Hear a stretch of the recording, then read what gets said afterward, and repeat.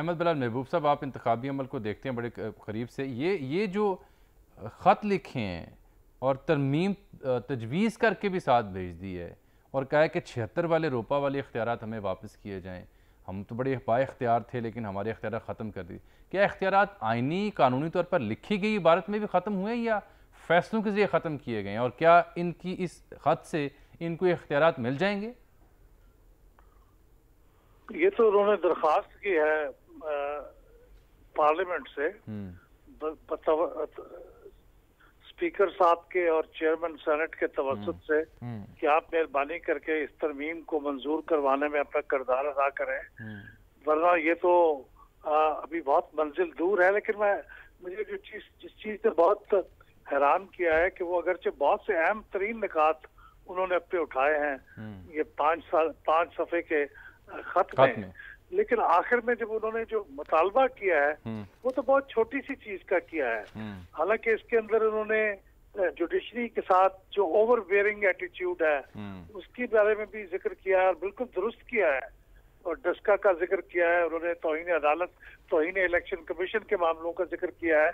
तो उसकी रेमेडी तो उन्होंने कोई सजेस्ट नहीं की। उन्होंने फिर ये DROs और ROs की तकर्री की भी बात की है, तो उनकी तकर्री के बाद तो ये और भी बड़ा मसला हो जाएगा कि वो इलेक्शन कमीशन की बात क्यों सुनेंगे, जबकि उन्हें यकीन है कि उनकी जान बागे छूट जाएगी, कोई भी अदालत के जरिए वो अपनी रास्ता अलग कर लेंगे। तो उसका भी कोई रेमेडी तो इन्होंने नहीं बताई। इन्होंने तो रेमेडी सिर्फ इलेक्शन के डेट के बारे में तजवीज की है, वो बहुत छोटी सी चीज है कि वो इलेक्शन कमीशन तयन करे। मैं समझता हूँ कि सेक्शन 57, 58 में ये तरमीम हो भी जाए जिस तरह से इलेक्शन कमीशन ने मुतालबा किया है या तजवीज़ किया है, तो फिर भी आइन के अंदर भी तो कुछ चीजें लिखी हुई हैं।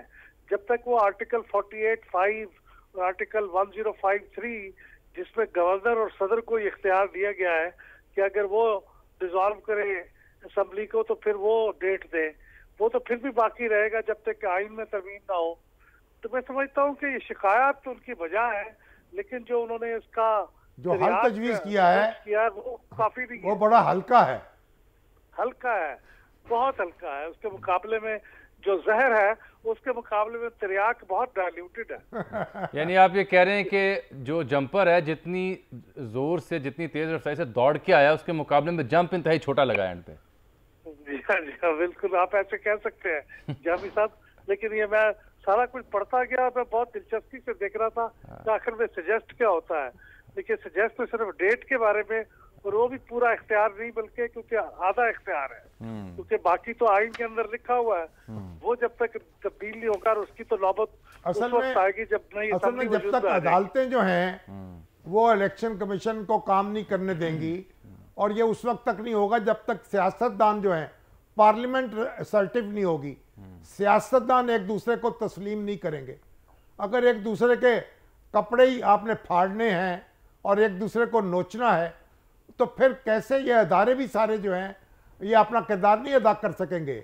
ये वावेला करते रहेंगे या इनकी वजह से लोग वावेला करते रहेंगे।